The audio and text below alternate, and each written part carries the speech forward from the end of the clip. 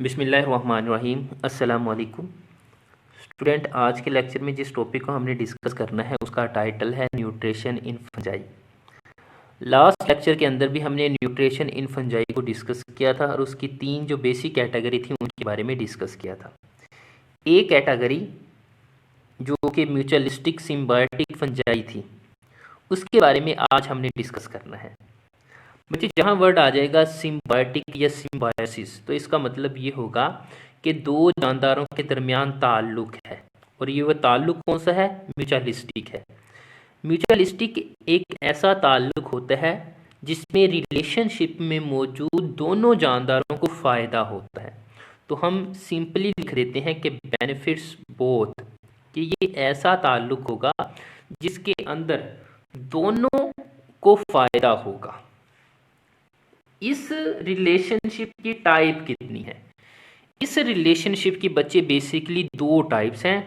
एक को हम नाम देते हैं लाइकन्स का और दूसरी है माइकोराइजा। इसको माइकोराइजल एसोसिएशन भी कहते हैं। लाइकन एसोसिएशन में मौजूद जानदार कौन कौन से हैं?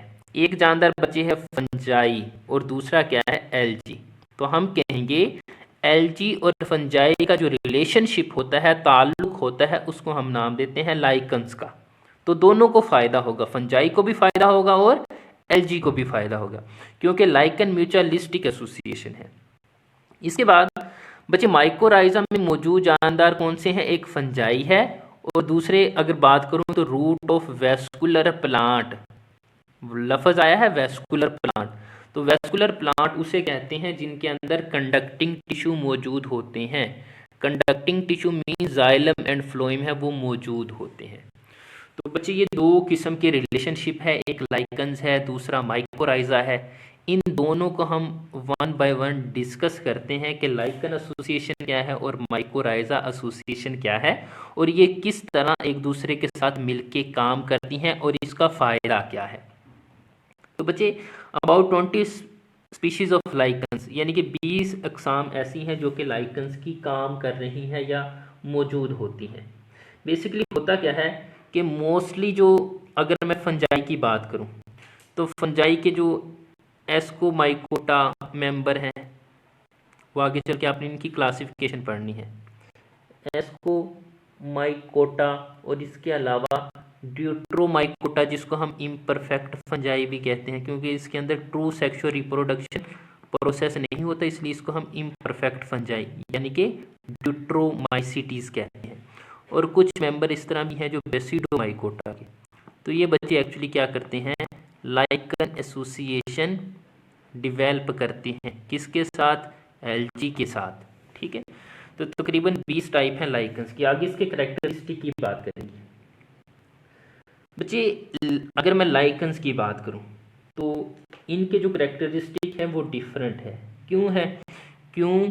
ये वेरी इन कलर, कि इनका जो कलर होता है वो मुख्तलिफ हो सकता है, शेप है वो मुख्तलिफ हो सकती है, और इसकी जो अपीयरेंस है वो भी क्या है कि डिफरेंट होती है।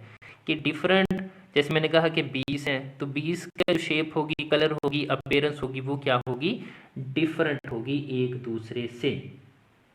इसके अलावा बच्चे अगर मैं बात करूं कि इस एसोसिएशन में फंगस क्या रोल प्ले करती है और एलजी क्या रोल प्ले करती है, तो बच्चे फंगस का काम ये है कि इसने प्रोटेक्ट करना है, हिफाजत करनी है लाइट से एंड डेजिकेशन, यानी कि पानी की जो कमी होती है। तो इसका मतलब क्या हुआ कि एलजी को प्रोटेक्ट करना है, किसे? लाइट से भी और पानी की डेफिशिएंसी से भी। बदले में एलजी क्या देती है? बच्चे एलजी देगी उसको फूड। तो दोनों का फायदा हो गया। एलजी अपनी प्रोटेक्शन के लिए फंजाई को यूज कर रही है और फंजाई किस लिए एलजी के साथ लगी हुई है? अपनी फूड के लिए लगी हुई है। तो इस तरह इन दोनों का फायदा है। तो इसी एसोसिएशन को हम कहते हैं म्यूचुअलिस्टिक सिम्बायोटिक एसोसिएशन। इसके बाद बच्चे अगर मैं बात करूं किस हैबिटेट के अंदर ये ग्रो करते हैं, तो कहा यह जाता है can grow in harsh condition, शदीद जो कंडीशन होती है, सच एज बेयर रॉक्स, यानी कि चट्टानों वगैरह पे या बंजर जो चट्टानें होती हैं वहां पे ये आसानी के साथ ग्रो कर आती हैं। अगर मैं बात करूं बच्चे, सक्सेशन एक वर्ड हम बायोलॉजी के अंदर यूज करते हैं, उसका मतलब ये होता है कि आबादकारी, सक्सेशन। तो बंजर ज़मीनों पे सबसे पहले क्या होता है, लाइकन्स ग्रो करता है। तो फिर आहिस्ता आहिस्ता उनके अंदर मॉडिफिकेशन आती है, फिर प्लांट छोटे छोटे ग्रो करते हैं, जैसे हर्बीवोर्स होते हैं, ठीक है, सॉरी, यानी कि हर्ब वगैरह होती हैं वो ग्रो करती हैं। तो आहिस्ता आहिस्ता वो जो ज़मीन है वो बंजर से क्या है कि आबादकारी की तरफ आ जाती है। तो उस आबादकारी के लिए हम वर्ड यूज़ करते हैं सक्सेशन का। ये सेकंड ईयर के अंदर आप चैप्टर नंबर 25 के अंदर डिस्कस करेंगे। तो सबसे पहले जो बंजर ज़मीनें होती हैं उनके ऊपर लाइकन्स ही ग्रो करते हैं, फिर आहिस्ता आहिस्ता उनके अंदर चेंज आ जाती है। इसके अलावा बच्चे, अगर मैं बात करूं इन्वायरमेंट के लिहाज से, तो लाइकन्स है ये बहुत ही इम्पोर्टेंट हैं। लाइकन्स है ये बहुत ही इम्पोर्टेंट है। ये क्या करते हैं, ये पोल्यूशन इंडिकेटर के तौर पर काम करते हैं। इंडिकेटर का मतलब होता है निशानदही करने वाले। तो इन्वायरमेंट के अंदर इनका एक बहुत ही इम्पोर्टेंट फ़ायदा ये है कि जैसे ही इन्वायरमेंट के अंदर पोल्यूशन की जो कंसंट्रेशन होती है वो इंक्रीज़ करेगी, तो ये अपनी जो इंडिकेशन या इंडिकेट करेंगे कि पोल्यूशन की मिकदार है वो बहुत ज़्यादा बढ़ गई है। इसके बाद बच्चे माइकोराइजल एसोसिएशन की मैं बात करूँगा। तो इसमें मैंने आपको पहले डिस्कस किया कि fungi and root of vascular plant, root of vascular plant, जितने भी हमारे पास कंडक्टिंग टिश्यू कंटेनिंग प्लांट होते हैं उनके दरमियान और फंजाई के दरमियान जो एसोसिएशन होती है उसको हम नाम देते हैं माइकोराइजल एसोसिएशन। अब बच्चे होगा क्या, इसका फ़ायदा क्या है, एक मैं बता दूं। दूसरा ये है कि जो 95% वेस्कुलर प्लांट है उनके अंदर ये एसोसिएशन है वो मौजूद होती है, उनके दरमियान ये एसोसिएशन है वो मौजूद होती है। बच्चे फंजाई क्या करती है, रूट का जो सरफेस एरिया है उसको इंक्रीज करेगी। मिसाल के तौर पर मैं कह देता हूँ कि ये रूट है, ये एक लाइन को मैंने इंडिकेट कर दी, इसके ऊपर इस तरह से फंगस है वो ग्रो कर रही है, इस तरह से, ठीक है, हाइफी होती है ना बेसिकली, ऐसे ग्रो करेगी। तो अब इसका सरफेस एरिया क्या है वो बहुत ज़्यादा बढ़ गया है। तो जितना ज़्यादा सरफेस एरिया होगा उतनी ही ज़्यादा क्या होगी, एब्जॉर्प्शन होगी, उतनी ही ज़्यादा एब्जॉर्प्शन होगी न्यूट्रेंट की, वाटर की, ठीक है, तो एब्जॉर्प्शन उतनी ही ज़्यादा होगी।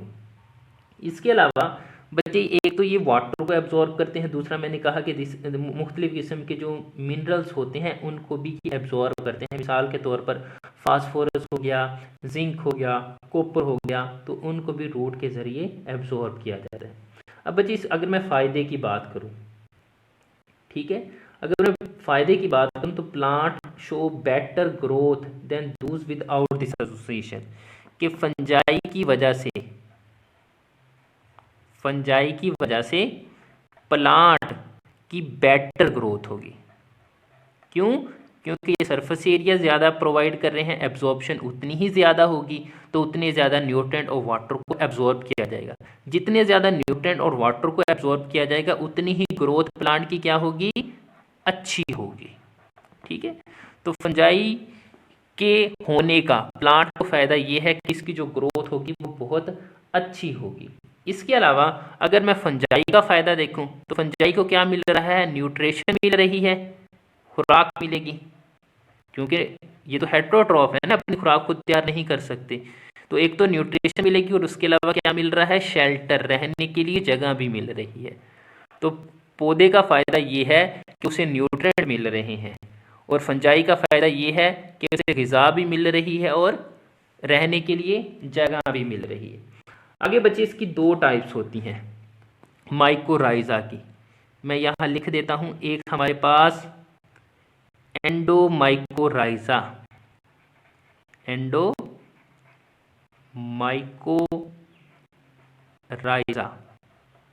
जबकि दूसरी टाइप्स का जो नाम है वो है एक्टोमाइकोराइज़ा।